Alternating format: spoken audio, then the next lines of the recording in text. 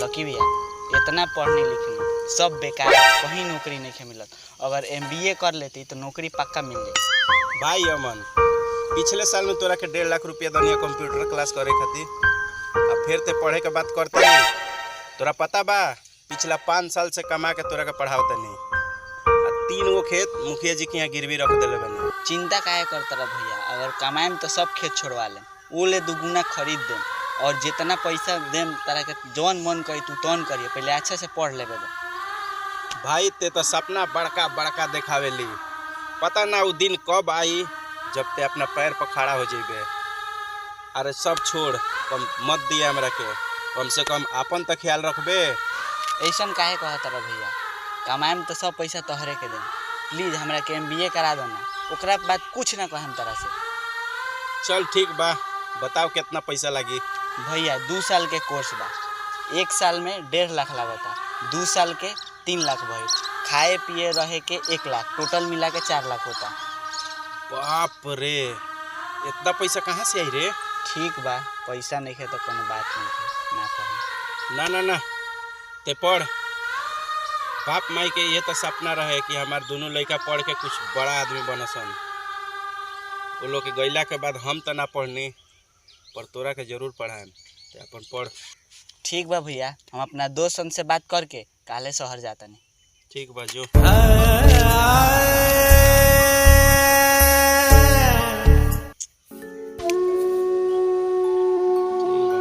चल तनी मुखिया जी काली का करिए, गौरी खेत गिरवी रख दे।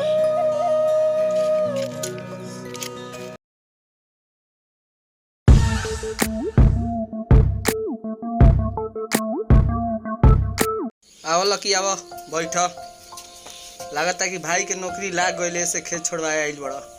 ना मुखिया जी, हमार भाई फिर दोसर कोनो पढ़ाई करे के चाहत हवे, यही से दूसरा खेत पर रउरा से और पैसा लेवे आइल बनी। अरे लकी, पहले ही 3 गो खेत बता रहे, हम 6 लाख रुपया दे दिल बनी। अब और ही पैसा लेके तो चलो खेत हमरा नामे लिख दो। ना मुखिया जी, ऐसा मत कहीं, एगो तो रउरे सहारा बनी हमनी के, और पढ़ाई के पैसा ना देम तो माई बाप के सपना अधूरा रह जाई। अरे लकी, 4 साल से कौन पढ़ाई पढ़ता है कि खाली पैसा मांगता है? कमाई ना तो दी कब तरह की। ना मुखिया जी, कमाई कहता और 2 साल के कोर्स रह गई बा, 4 लाख रुपया काम बा। अरे 4 लाख ना देम, कहीं और जाके ले। ना मुखिया जी, रौरा ना देम तो गाँव में रौरा इतना पैसा वाला के बा कि हमनी के मदद कर दी। अच्छा ठीक बा, और रोड पर के जमीन बा तोर, ओकरे पर अब की पैसा देम, लेकिन 2 साल के अंदर और पैसा ना देबे तो लिखे के पड़ जी। ना मुखिया जी, सब पैसा हमने के चुका दें सर। चलो साइन करो, थोड़ा कागज पर।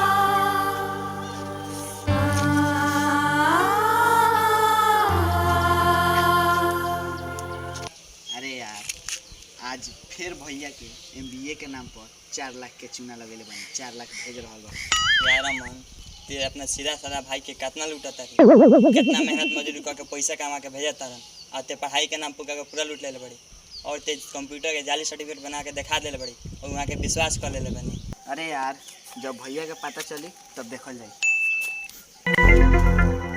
अरे यार, पैसा आ गई, चल आज तोरा के पार्टी देता नहीं, कल गर्लफ्रेंड के लेके जाए के बाद शिमला चल। लुडार में घायल कइले बाड़। लकी, ते शादी काहे नहीं कर ले?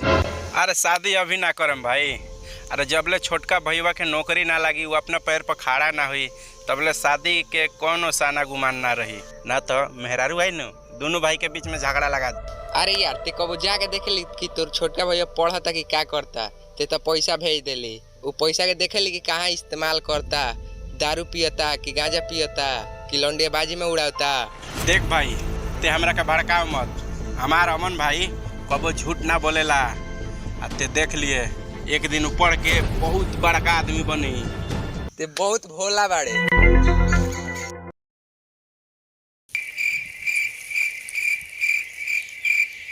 साला 2 साल से खेत में सुखार पड़ गइल बा, खेत में अनाज अनाज कुछ नहीं खे हो।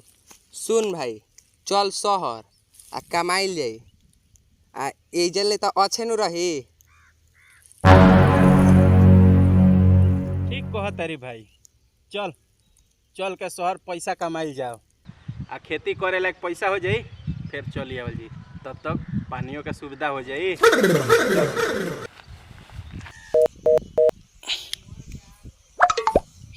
हेलो नमस्ते भैया।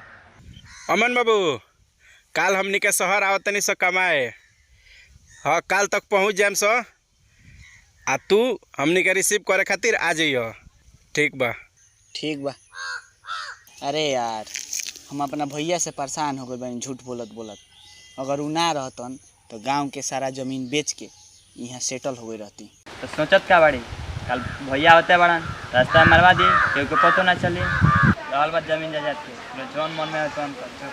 ठीक कहत तरीका आवे दे, कल नहीं काम करा दिया।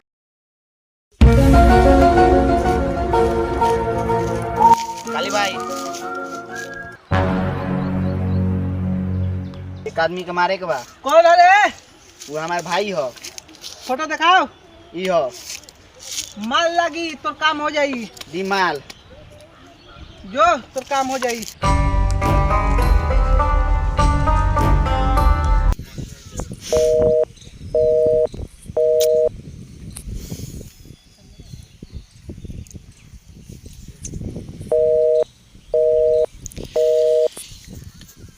अरे यार, फोन काहे नहीं क्यों से उठावत? का जाने भैया के काम तमाम भइल कि ना।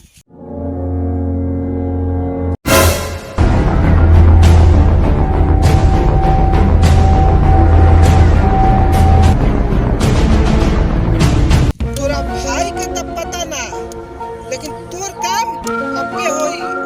ते परसों जुआ खेल के ओकर पैसा ना दबिस, काल हमरा लगे वसूली करे आई रहुए।